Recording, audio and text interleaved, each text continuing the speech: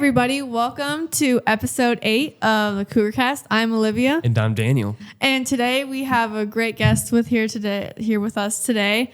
And we have some great questions, a great interview planned. And so would you like to tell us a bit about her background, Daniel? Our guest today is Jackie Davis, a dedicated lifelong learner and career counselor. Mrs. Davis has served in various roles at CAG, such as communications, member care, accreditation, teaching student media and career classes, guidance counselor, exam proctor, Quillen Scroll advisor, and internal support for teachers and administration.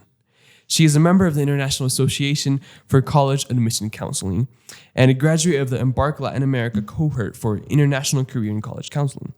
In addition to her professional experience and volunteer service, Mrs. Davis is a devoted wife and mother of 4. She has served with her husband here in Guatemala since 2006, with no plans of slowing down. She is in grad school for instructional design with a concentration in training and a desire to use it for evangelism, missionary training, and supporting education for MK families wherever they are called to serve.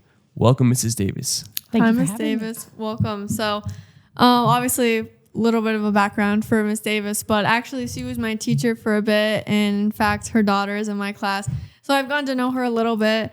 And so is there anything that you want the audience to know about you? Tell us a bit about like your background. Where did you come from? How did you come to Guatemala? Wow, we'll give you the short version. I believe it was even Miss Davis's podcast that she said someone came to her church and talked, and that's what happened to us. Is someone had come to our church, said that we do mission work in Guatemala, and it was going to be specifically construction. So my husband couldn't raise his hand fast enough to volunteer, and I was like, hey, wait, let me go with you, because I've always served together. Fast forward, we felt the calling right after that, and then we moved to Guatemala in January 2006. And then we became missionaries and parents at the same time. We had left our corporate jobs to do this. We had met a lot of missionaries in the field, and it was a little uncomfortable because most missionaries had gone to Bible college, the seminary, and we were like, no, we were corporate America. So fast forward, prayed 11 years actually to come to CAG. God finally said yes. And so we, the rest is history. We are so glad to be part of the community. Wow. And so I just want to know, what would you say is your career? What is your role here at CAG, or maybe even outside of CAG? What do you do?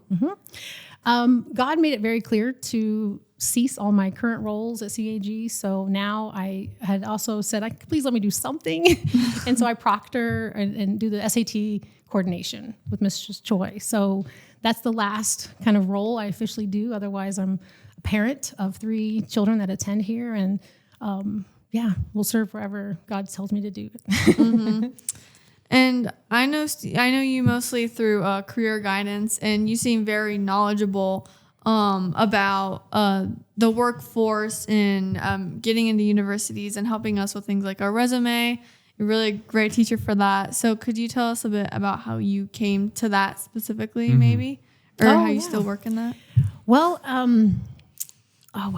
what was awesome is in 8th grade, I think it was sometime in middle school, I was making a poster board with a collage, like pictures from the magazines. You guys may or may not know what a magazine is. Let's just say you would have gone to a website and printed from Pinterest or something and just collaged all this stuff to put in my locker, to decorate my locker. It was boring, gray, ugly, tiny little locker. I had an adult tell me that you could be in advertising or graphic design or do that like full time and get paid for it. I was like, really? Like, that is so cool. Not going to do math or science. I just wasn't my jam. And so fast forward to high school, I immediately signed up for photography class and yearbook. Did that for both of them for 4 years. College, did visual communications undergrad. Did 12 years in corporate America, and then became a missionary, as I mentioned before. So as our oldest started to go to college, I was diving in since about 2021. I just said, how do you go to college now? Because it's been quite a few decades since I had been. It really changed the landscape of how you get into school. Or don't go to school, do a gap year, or don't even go to school, just go do a career. So as I looked at all that, knowing my path, because I always knew I'd go to college. My dad was an entrepreneur too, and he had never had the opportunity, so he allowed me that. And I'm so thankful for it, actually. But I do know, because my college roommate college isn't for everybody. It is not for everybody. She had 2 degrees and all this stuff and all these cords, but we graduated and she was lost. She had no idea. Meanwhile, I had an apartment, I had a job, I had a car, I had everything. I was, anyway, all to say that with my daughter and then her peers and just other mission kids being internationally, I mean, what a challenge it is to figure all that out. So I had lots of parents and then students that had asked me to help them find out how to do it. So I see the joy in seeing them going like, thank you for the resources or the information and helping me figure this out. So I really like doing it. Yeah. So what would you say are some of the differences between going to college back then, as you were mentioning, and now? What are some of the things you found? Huge differences. The main thing, which I'm sure this will be a shocker, the essay is not as important as you think it is.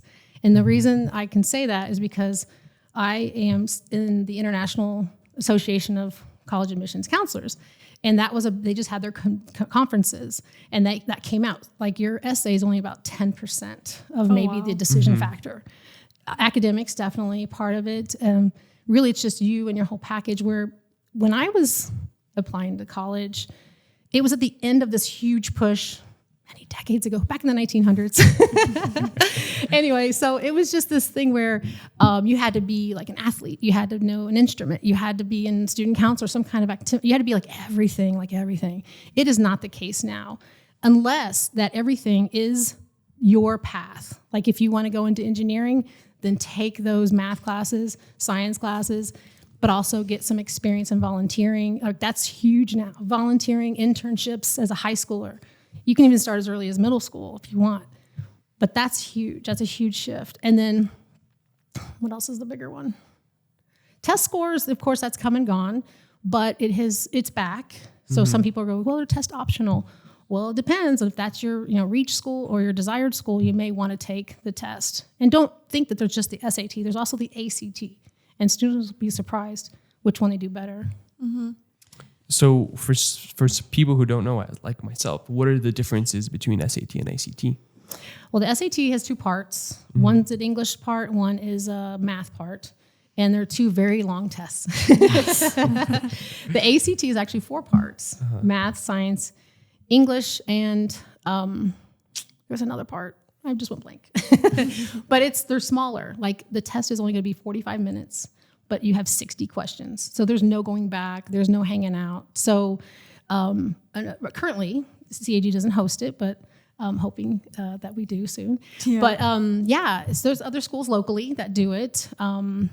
If you qualify for the waiver, if you're a U.S. citizen, although you do have to use that in the States on U.S. soil, which you get 4 free tests. And for the SAT, you get only 2 if you qualify for the waiver. But the test itself, they're very different in that respect. And like growing up, SAT was really, in my region, that's what we took. My husband said, no, we all took the ACT. So that was interesting. I've talked to more people who took the ACT. I never had heard of it before.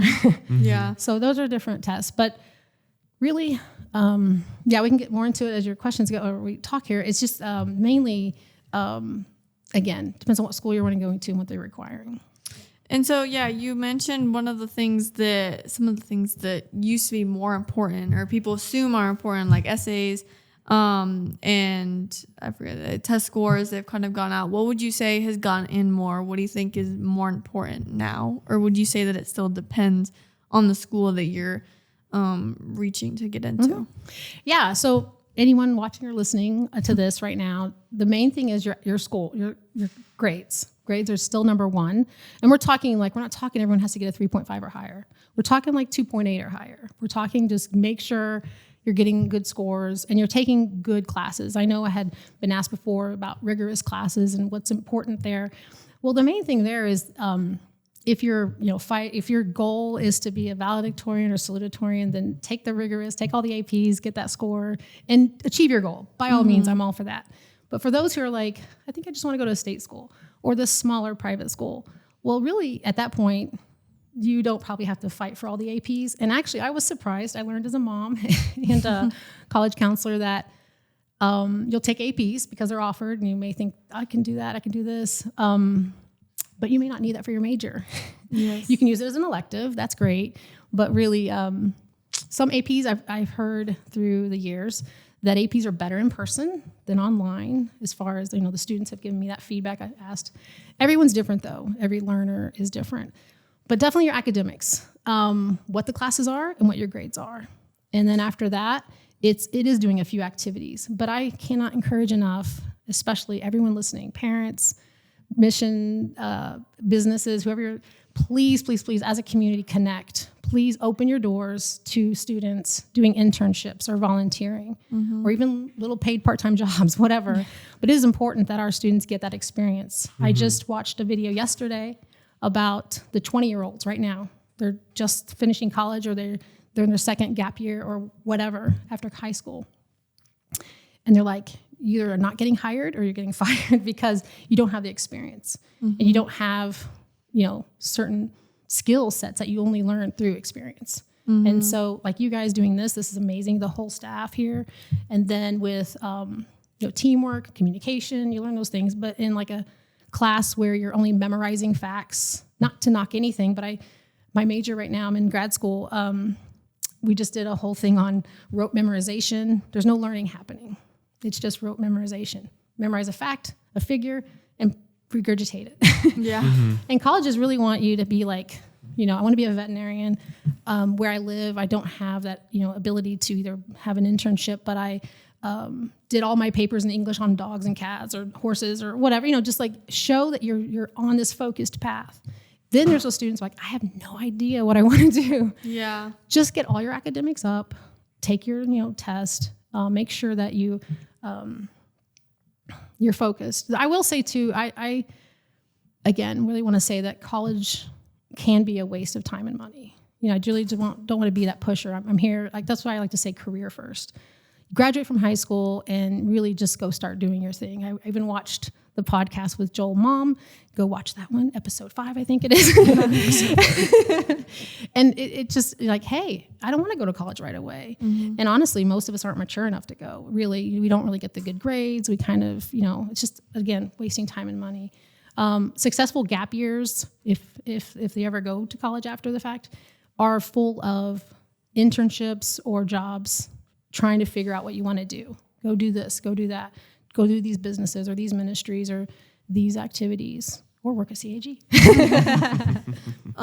Yeah, one of the things that you again were talking about was like APs, and I know that a lot of people, that's a big focus, is to take, a lot of APs, get your GPA up, especially for those looking to be, the best in the class, get really good colleges, valedictorian, salutatorian. What do you think? I personally don't take any APs, but I take dual enrollment. And so for those who are watching who may not know, would you say, what is the difference between like AP, dual enrollment, pros and cons, if you know anything about that? I don't know. Yeah, well, AP classes, again, may or may not be accepted at every university. You'll be surprised, though, for those who take an AP and got like a 3, don't be discouraged. The college may actually give you still credit. So I would highly advise you to look at if you're a freshman in high school right now, go ahead and look at colleges and look at their AP. They'll tell you what APs they take and what scores they take. I don't think I've ever seen a 2. But for dual enrollment, you're already automatically enrolled in this college. You're getting credit at that college in addition to a high school credit. So that's the benefit of that, is you're done. It's one and done. There's not this whole year of studying for the test and then taking this very stressful test. I will say, we're from Florida. We have Florida residents. So dual enrollment, because of our residency and everything else, is taken care of, is paid for. If we take only dual enrollment, that's for high school credit.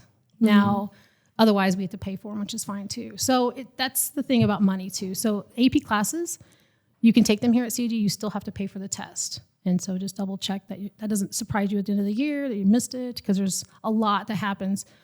But I highly suggest you talk to the secondary office, Mrs. Choi, or the principal at the time. It's going to be where you need to make sure you're getting the right classes, because not all classes may or may not. Dual enrollment, I'm sorry, let me back up.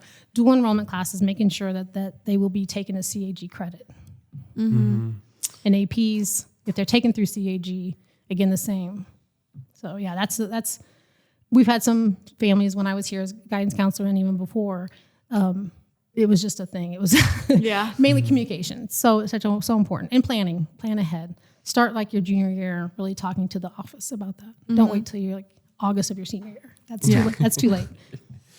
So, kind of like continuing with this topic of application to colleges, what would you say is something that really stands out to those people in colleges? Like, how can you make your application stand out? That's good because they did go over that more this year in the conventions. I didn't attend, but I look at all the notes and talk to all the colleagues that go. And one thing that was big was what I said before was your academics and also the classes that you take. Actually, my son, he's a senior right now, and the college called the house, and I'm like, he's at school. So they're like talking, like, are you taking any APs this year? I'm like, no. Is that still okay? Is he still accepted? So they'd still want you to finish strong, but he's not accepted because he's not taking APs. Your junior year is probably one of your bigger years. And because when you start applying in August of your senior year, you can actually apply your junior year, but you're showing 6 months, 6 months. Oh my goodness, 6 semesters. You're 2 freshmen, 2 sophomore, 2 junior. That's really your application starts right there. Mm-hmm. And so to stand out, you need to your freshman, sophomore, and junior year need to show progression of more work or a consistency. But if you show like a decline of like, now I'm taking all study halls or TAs, unless you can beef up, I was a TA for a teacher who needed all these things. There's a difference between a TA, who may have just done a few things, really. But you really need to show in your academics and your classes chosen. Now, if you can say things aren't offered here, I know we're limited sometimes, some years. You have to keep searching for other courses that keep your academics up. Yeah. And what would you say are some challenges that students face when submitting their applications? What would you suggest those people, like, what are some mistakes that people should like avoid when applying? That's a great question because one thing where you're probably wanting me to say this big list, and that's what I normally would do. But after helping a lot of students, I noticed one of the first thing is confidence. And you can only get that with God. You really have to have confidence that you are on the right path. Because if not, you really need to probably check yourself. You need to check yourself with the career, because really God made you for a purpose. And I would have to first go with your confidence. Next is following the herd. A lot of students think that everyone else is doing this. I'm going to go do the same thing and have to do the same path. And people think that they have to pick and choose a 4-year school, start and finish that 4-year school. I can guarantee you most of the people that are successful out there in your eyes didn't do that path. They're probably like, well, I went 2 years here, or I was transferred, or I started later, or I didn't go. You'll be really surprised. So the mistakes are assumptions. They're just by parents and students. They assume certain pathways. So really, don't follow the herd. Yeah. You are made unique in God's eyes, and you need to make sure you stick with that. Because I know I've been guilty of that too as a parent and/or when I went to college. I thought this is what you're supposed. This is expectation, but really, I can only encourage you, be unique, and it's okay. Your path is going to look and be different. It should be, especially if you want to. If you know what you want to do. If you don't, then there's a whole other path, but still do your own thing, following. So the challenges is not so much a checklist like having the best essay, because again, your essay is important, but it's only a very smaller part than what it used to be in your application. So I'd really you have to get confident, like this is the school I want to apply to. But I will encourage parents, if you're listening, please be cautious about everything. I know myself as a parent, you are like, cringing because you don't want your kid to mess up or waste time and money, but really they have to learn. They really do. And so you have to just, back off and let them be them. I mean, they're in God's hands. And so that would be another, like I said, the college application mistake would be parents imposing their plan, students grabbing a plan that everyone else has. That's not, you're going to find out later. I shouldn't have done that. No, I'm a junior. Dana, did you have something you want to ask? Oh, sorry. I'm a junior in high school, and so a lot of people are talking about college, where they want to go, what they want to pursue. And I'm personally fairly confident in my decision, but there's definitely times where I doubt. And so what advice would you give to people who are not sure of where they want to go to college, what they want to study, their career, people who are lost? What advice would you give to them? Well, first pray. Honestly, I know that's kind of like but no, seriously. I had to make some decisions this past week, and I had to pray. I had to pray to throw it out there to God, because getting anxious about certain things in life, it just always happens, no matter if you're 16 or 60. And so first pray about it. Honestly, God, what's my direction? Am I going to stay in ministry with my parents? Am I going to go to college in another foreign country? Am I staying here? All these things. But really, after that, it's, oh gosh, I just went blank. Well, because I wanted to pull out this list I had, actually, because I had students talk about this 3 weeks ago about the free colleges. They're like, I want to go to college, and then there's more than just the one college. There's lots of them. But really just, I don't know, trust yourself and your instinct, and the instinct of following God, though. You have to be in His will. I didn't know God when I knew my career path, though, but after I accepted Jesus at 24, after college, I know how to use that for His glory. I went from, I didn't clarify, but 12 years in corporate for-profit work to now 18 years nonprofit work, doing the same stuff, visual communications. But I'm looking at right now a list of 8 schools. If you're a U.S. citizen or an international student, you can go to college for free. I'm looking at another list of 10 more colleges. Well, 3 of them are military. 7 colleges, only U.S. citizens. Again, you graduate debt-free. So if we're looking at 18 colleges where you can graduate debt-free. So if that's your thing, and this is all on CAG's community page. Click on career guidance. Everything's out there. There's so many resources. There's videos. But yeah, I would just mainly say, find peace and joy in the process. It shouldn't be stressful, honestly. It should be joyful. And that's why I said the confidence, going, I'm doing this.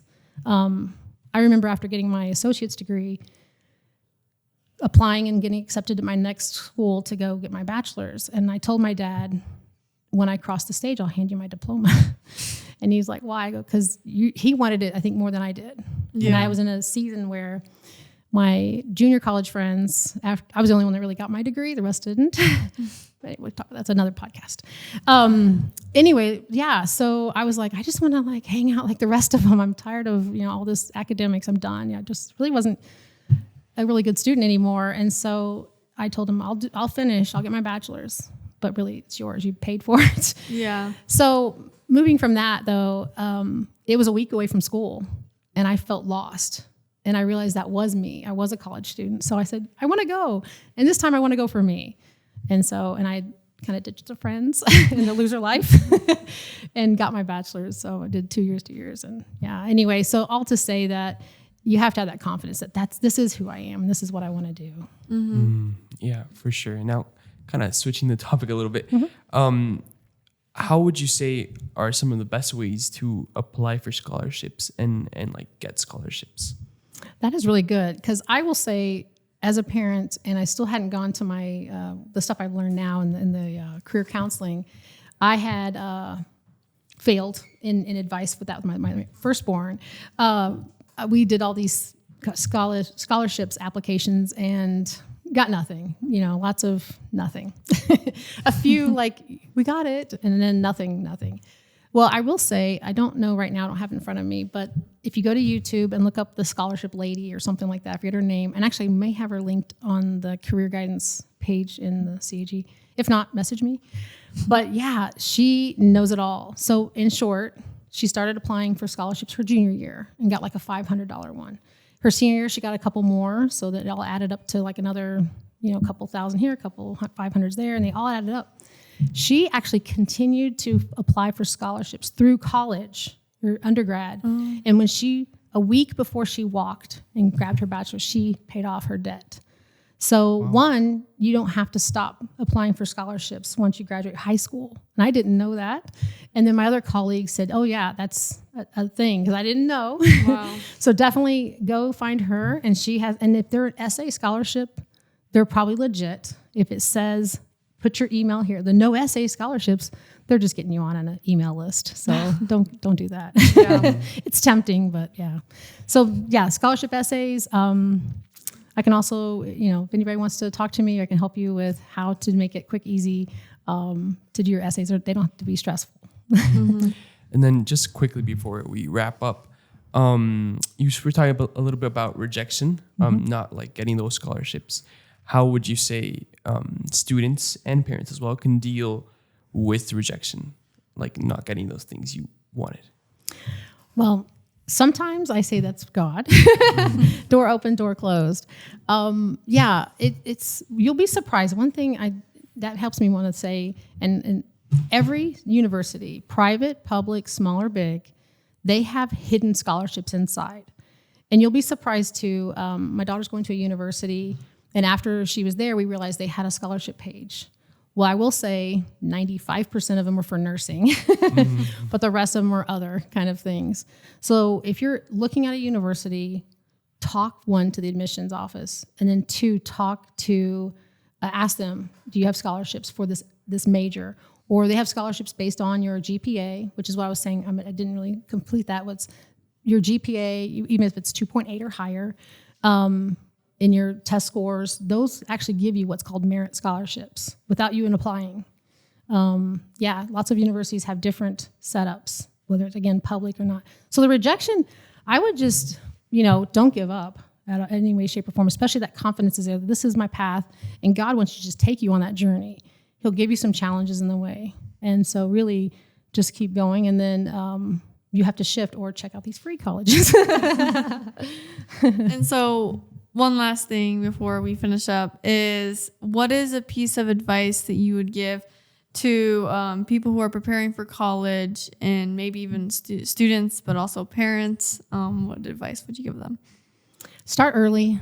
That's number one. Don't think you have to wait till your junior year, your child's junior year, or your junior year.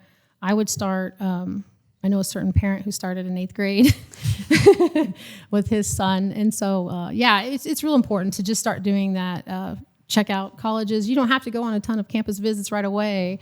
But by your junior year, you should be actually, again, on the CAG community site under the guidance counseling. There's a whole bunch of paths, what to do in 9th grade, what to do in 10th grade. And if you don't know where to find that, again, find out how to connect with me, and I can help you have those paths. But start early in your research of cost, how to, who, what, when, where, and why, how, all of that. Yeah, it'll save you a lot, especially. Mm-hmm. And the students, please keep your grades up. Yes. No slacking. Starting your freshman year, first semester, keep getting those grades. Okay, well, this is the last question that we ask everyone in our interview is, how can we be praying for you or your family? How can the CAG community be praying for you? Right now, that's good. We've been in the field 18 years, and we've seen a lot and experienced a lot. We've been really blessed, honestly. We really, really have. But right now, we're going through some seasons that's tough. We have seen a lot of missionaries that go through these, and they say, it must mean pack up our bags and leave. We know that's not the case. That's why I was saying, too, about the journey of college or career. You stick to it. You stay in God's will, and you have that peace and joy. So even though there's a whole bunch of yuck happening, you can pray for us as we go through that with confidence. Some of it's financial as well, but health and finances, we've never really encountered what we're encountering now, so that would be great. Okay. Well, today we have our weekly Bible verse. Danny, would you like to read it? It's Colossians 3:23, and it says, "Whatever you do, work at it with all your heart, as working for the Lord, not for human masters." Wow. So I think it's great. I love that verse. I think that really applies because, we're talking a lot about careers and leaving the house and pursuing, what we want to do. And we have to remember that in the end, we have to do it for the Lord, not just for ourselves, for what our parents want, but for the Lord and for his glory. So, is there anything that you would like to say? Or? No, just I loved hearing that because for my student media class, that was actually the same. I actually had written it down because I love the verse. 1 Corinthians 10:31, the shortened version was just whatever you do, do it for the glory of God. And then when I did the career and college class, actually the first year I did it, I had the seniors give me verses. And it's just, in short, Philippians 4:6, which was don't be anxious about anything, prayer, and then you should be fine. Yeah. Well, thank you so much, Mrs. Davis, for being here with us. And thank you for everyone watching. Make sure to subscribe, hit that like button, comment, please. But yeah, thank you guys so much for being here. See you guys in this episode 9. Bye.